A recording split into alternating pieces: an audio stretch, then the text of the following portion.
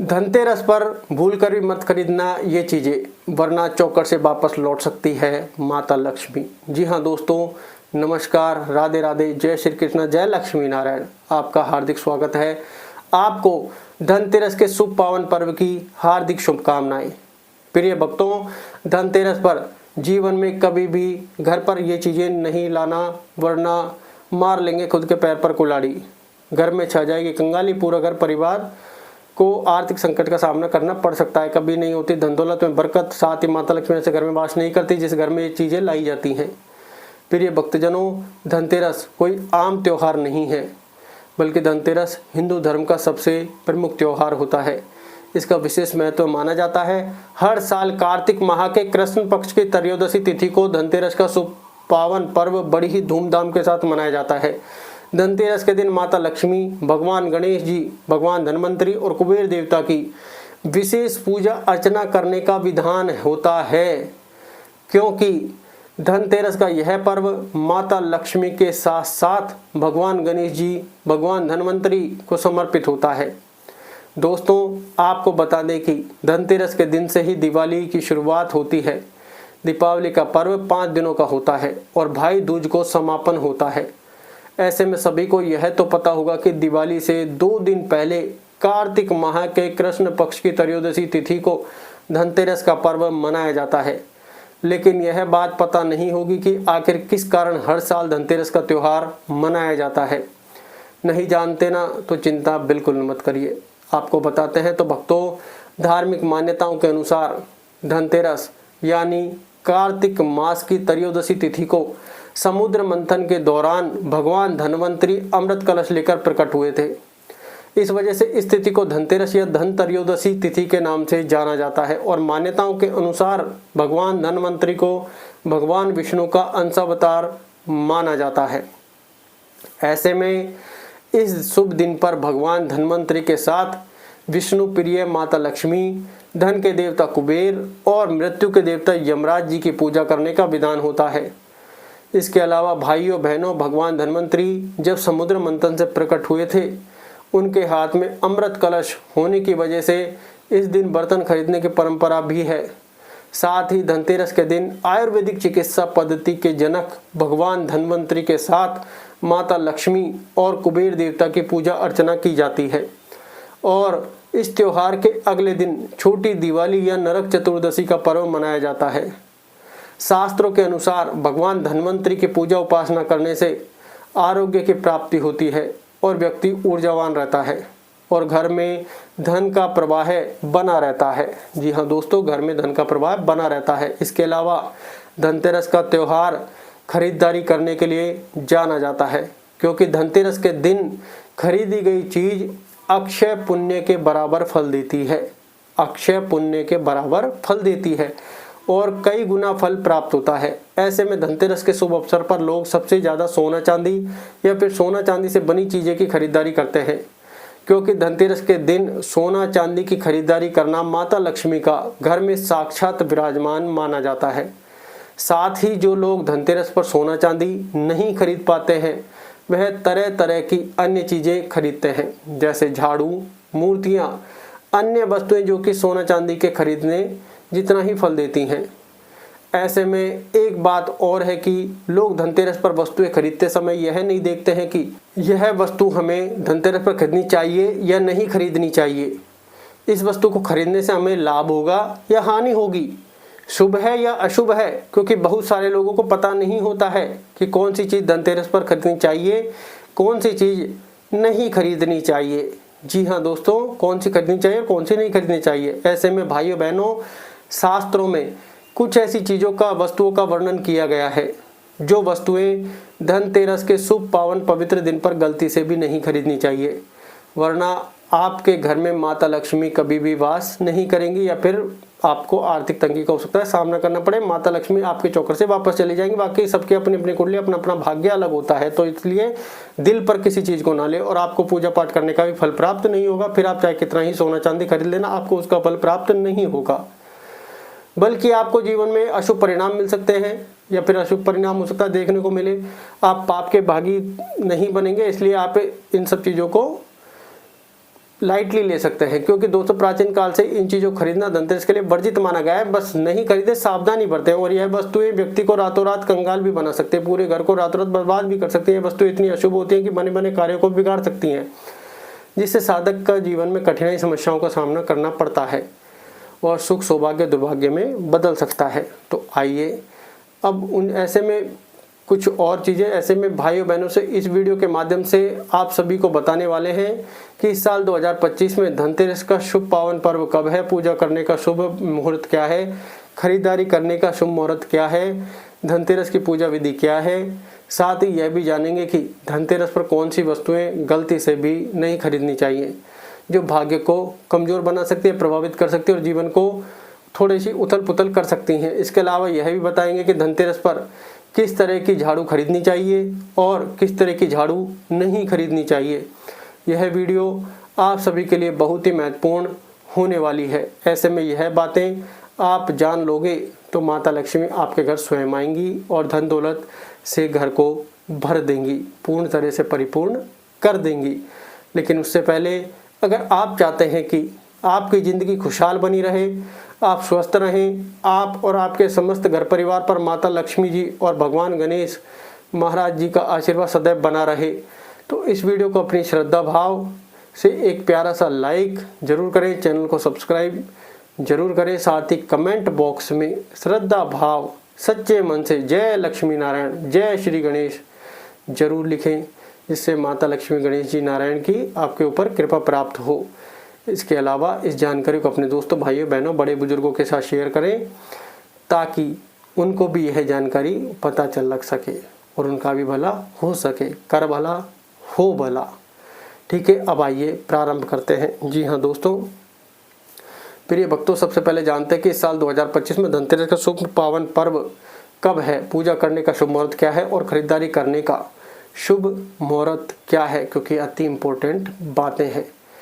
तो धनतेरस का पर्व कार्तिक माह के कृष्ण पक्ष की त्रयोदशी तिथि को मनाया जाता है।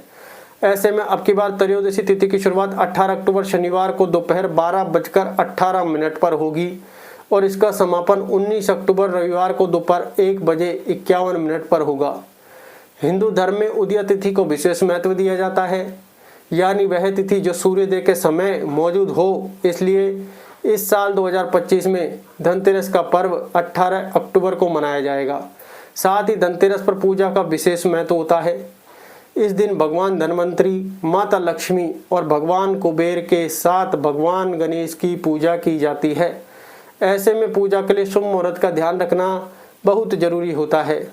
इसलिए इस साल धनतेरस पर पूजा का शुभ मुहूर्त शाम 7:16 से लेकर रात 8:20 तक रहेगा।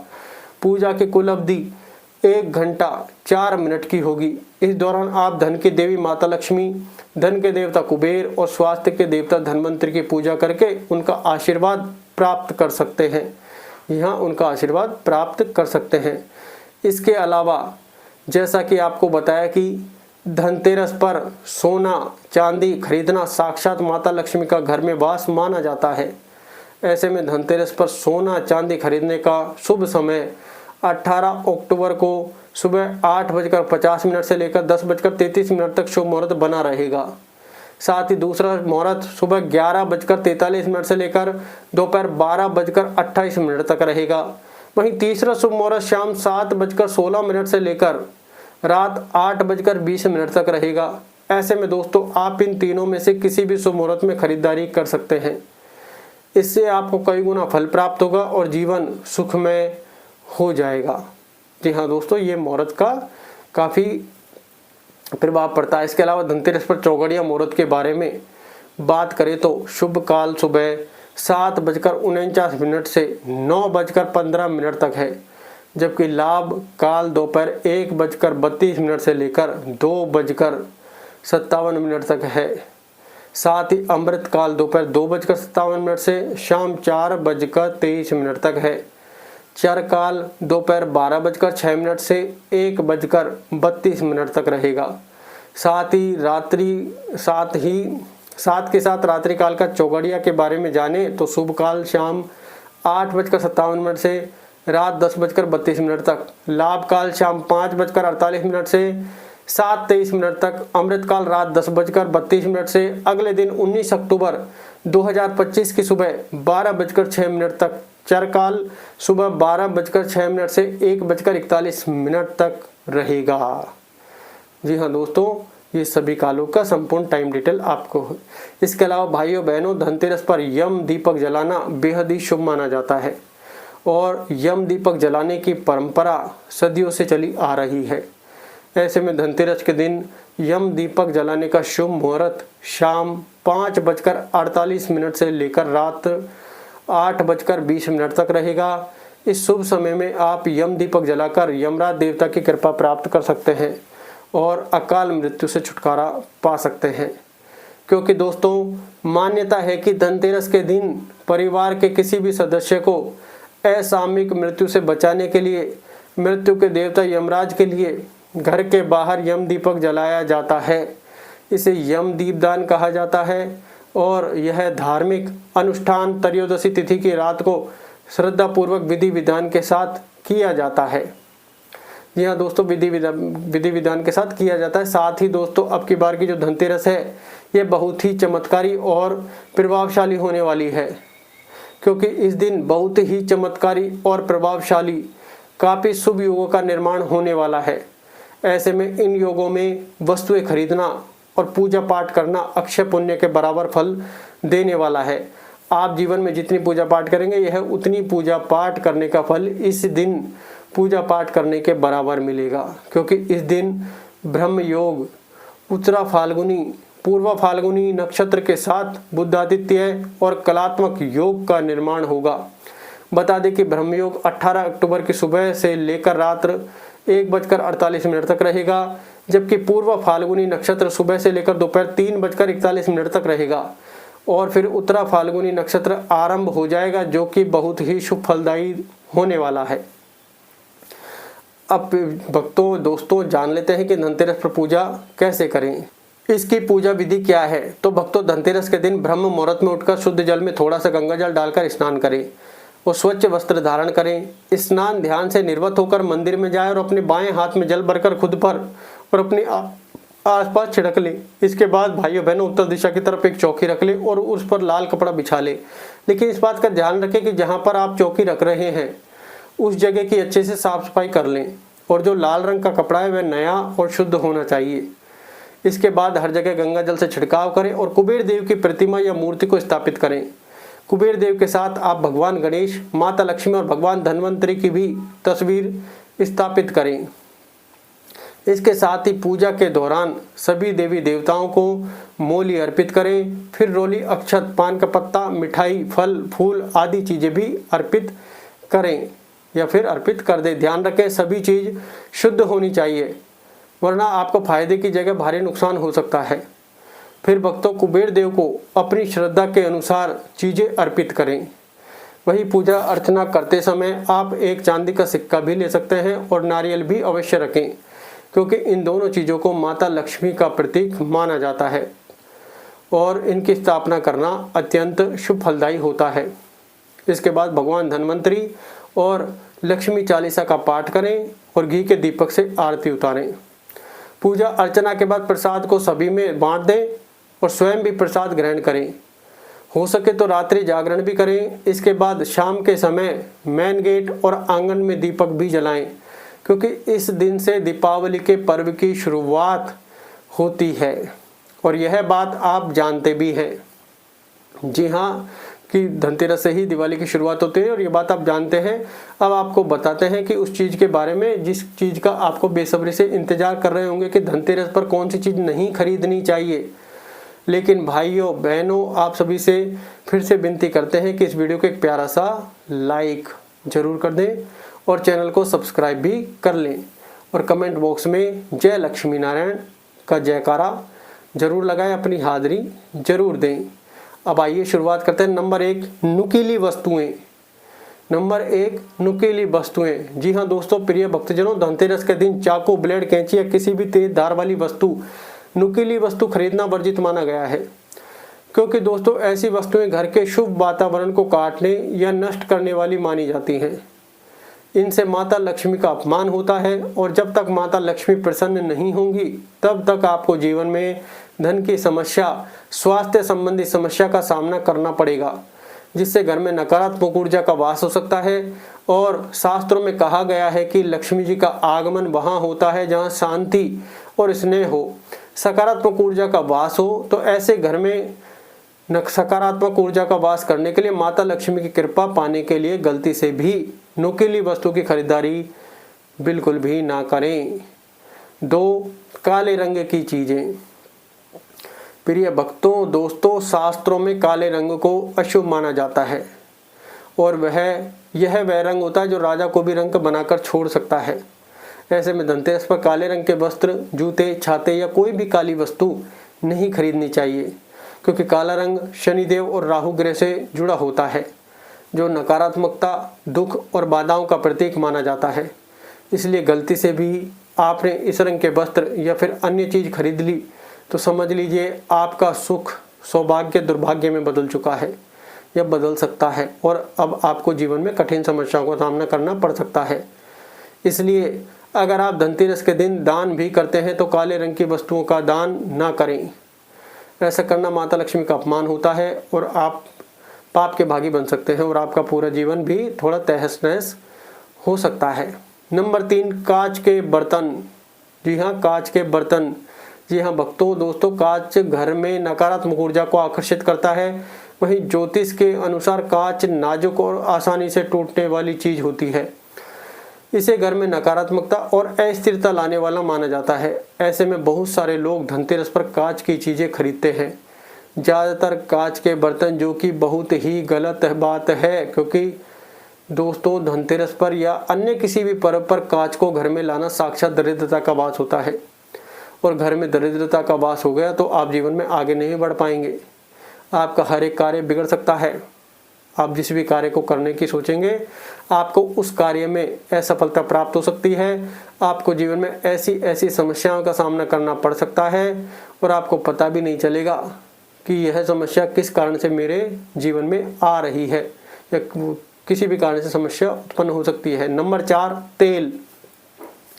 यहाँ नंबर 4, तेल। प्रिय मित्रों, तेल से बनी चीज़ों को भी धनतेरस के दिन खरीदने से बचना चाहिए, क्योंकि तेल का संबंध शनिदेव से माना जाता है और शनिदेव के अशुभ प्रभावों को बढ़ाने के लिए यह क्रिया सही नहीं मानी जाती है। दोस्तों, जब तक शनि की स्थिति सही नहीं होगी तब तक आपको जीवन में समस्याओं का सामना करना पड़ेगा, क्योंकि दोस्तों शनि ही व्यक्ति को दुख कष्ट देता है, क्योंकि सारा प्रारब्ध, सारा भाग्यदाता यही आप समझिए। इसलिए तेल, घी या अन्य तेलीय पदार्थ धनतेरस के दिन खरीदना खुद के पैर पर कुल्हाड़ी मारने जैसा हो सकता है, क्योंकि आप धनतेरस से पहले तेल या तेल से बनी चीजें खरीद सकते हैं। इसमें कोई दिक्कत वाली बात नहीं है, क्योंकि धनतेरस शनिवार के दिन भी पड़ रही है, क्योंकि धनतेरस के दिन आपको दीपक जलाने के लिए तेल और घी की आवश्यकता जरूर पड़ेगी, जो कि बहुत महत्वपूर्ण भी है। जी हाँ, क्योंकि दीपक जलाने के लिए इनको जरूरत पड़ेगी। नंबर 5, बैंगन। जी हाँ दोस्तों, बैंगन। धनतेरस के दिन बैंगन की सब्जी खरीदना अशुभ और वर्जित माना गया है। और अगर आप धनतेरस पर बैंगन की सब्जी बनाने की सोच रहे हैं तो आपकी यह जीवन की बड़ी गलती हो सकती है, क्योंकि शास्त्रों में बताया गया है कि बैंगन एक तामसिक और अपवित्र सब्जी है, जिसमें बहुत से कीटाणु और बीज होते हैं और इस दिन देवी लक्ष्मी और धन्वंतरी जी की पूजा की जाती है। साथ ही बैंगन में ग्रह दोष बढ़ाने की प्रवृत्ति होती है, जिससे आपकी कुंडली में ग्रह की स्थिति बिगड़ सकती है। वही धनतेरस के दिन ब्रह्मचर्य का पालन करना चाहिए और बैंगन काम प्रवृत्ति को बढ़ाता है, जो कि बहुत ही अशुभ होता है। ऐसे में अगर आप बैंगन की सब्जी खरीदते हैं या फिर बनाते हैं, सेवन करते हैं, तो आपको इस दिन की गई पूजा पाठ खरीदारी करने का पूर्ण फल प्राप्त नहीं होता है और आप माता लक्ष्मी के साथ साथ भगवान गणेश धन्वंतरी की कृपा से वंचित रह सकते हैं। इसलिए इस सावधानी को बरतने का धीरे धीरे प्रयास कर सकते हैं। नंबर 6, खाली बर्तन। यहाँ खाली बर्तन। प्रिय भक्तजनों, जैसा कि आप सभी को पता है कि धनतेरस पर बर्तन खरीदना अत्यंत शुभ फलदायी होता है और इसी दिन खरीदे गए बर्तन जीवन भर अक्षय पुण्य बराबर फल देते हैं और साधक का बेड़ा पार कर देते हैं, जिससे भाग्य सूर्य की तरह चमक जाता है। लेकिन आप सभी को एक खास और महत्वपूर्ण बात बता दें कि धनतेरस के दिन भूलकर भी खाली बर्तन नहीं खरीदने चाहिए। माना जाता है कि धनतेरस पर खाली बर्तन खरीदने से घर की आर्थिक स्थिति पर अच्छा प्रभाव नहीं पड़ता है, घर की धन दौलत की बरकत रुक जाती है और माता लक्ष्मी घर की चौखट से वापस चली जाती हैं। आप बर्तन खरीदिए, लोहे का बर्तन खरीदने से बचें और बाकी बर्तन जो है उसको खाली ना खरीदें, जिससे और दुष्प्रभाव हट जाते हैं। अब आप में से कई भाई बहन सोच रहे होंगे खाली बर्तन का क्या मतलब है। तो इसका मतलब है कि जब आप खाली बर्तन खरीदने के बाद उस बर्तन में कुछ चीज़ भर लें, जैसे चीनी या कोई अन्य चीज़, और फिर इसे घर ले आएँ, क्योंकि इस तरह धनतेरस पर घर में बर्तन लाना माता लक्ष्मी को आकर्षित करता है। और जहाँ पर माता लक्ष्मी वास करती है वहाँ पर धन धान्य की कमी नहीं होती है। जी हाँ, जहाँ लक्ष्मी वास करते हैं वहाँ धन धान्य की कमी नहीं होती और दुर्भाग्य में सुख सौभाग्य में बदल जाता है। चाहे फिर आपको जीवन में कर्ज की समस्या का सामना करना पड़ रहा है, आपके ऊपर लाखों का कर्ज भी चढ़ा हुआ है, तो वह भी यह काम करने से उतर जाएगा। जी हाँ, ये काम करने से उतर जाएगा। 7 लोहे की चीज़ें।